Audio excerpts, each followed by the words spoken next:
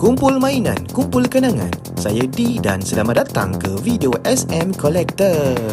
Okay, so video kali ini kita nak unbox dan kita nak review Kamen Rider DIY daripada LDCX box yang kelima. Okay, so kita dah buka 4 kotak sebelum ni.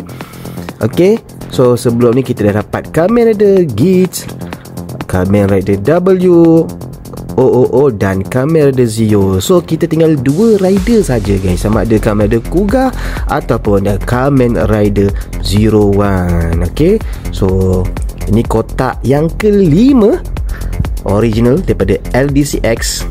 Alright. Okay, so kita buka sekarang. Let's go. Okay, dah buka dah. Macam biasa, satu pack sahaja. Kamen Rider DIY ni simple je. Dia bagi satu pack macam ni je guys. Okay, nak pasang pun simple sahaja. Okay guys, jom kita buka. Kita tengok dapat Kamen Rider apa kali ni guys. Kotak yang ke-5.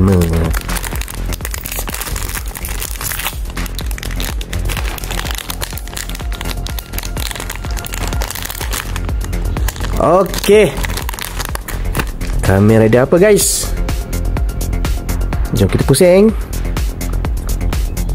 Kamen Rider 01. Nice. Okey, so ni adalah bekas. Okey, so kita boleh buka. Boleh letak barang kat sini. Okey, dan dia boleh letak Kamen Rider dalam ni jugalah. Okey, dan boleh tutup balik. Cantik ya, detailing belt dibuat sangat cantik. Okay, walaupun dia hanya mini figure, dia figure kecil saja, tapi dia punya detail tu memang tak kedekut lah guys. Memang cantik lah, memang jahat guys. Okay, so ini rider dia, Kamen Rider 01. Cantik. Okay, jom kita pasang sekarang. Let's go. Okay, so Kamen Rider DIY by LDCX ni simple je guys. Okay, dia datang dengan kepala, badan,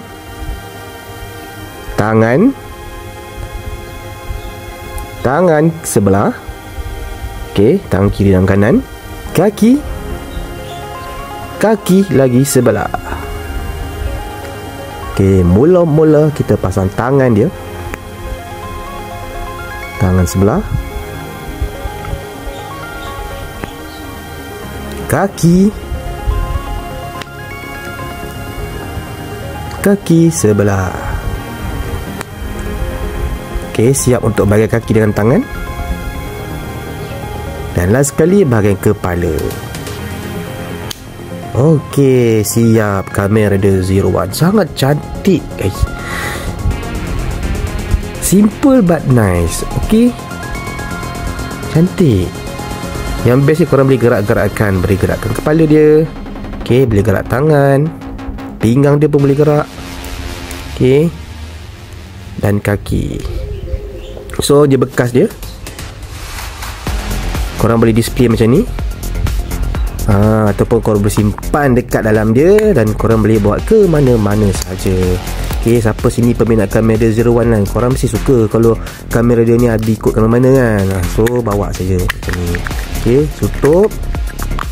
Lepas tu korang selip kat pinggang, seluar ataupun dekat bag. Okay, dia ada clip ni, korang boleh selip dekat mana-mana yang tempat dia boleh selip lah. Okay, Kamen Rider 01 sangat-sangat cantik guys.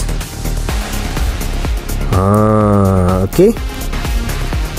Okay guys, so itu saja video unboxing dan review kita pada kali ini. Kita jumpa pada video yang akan datang. Bye bye. Thanks for watching.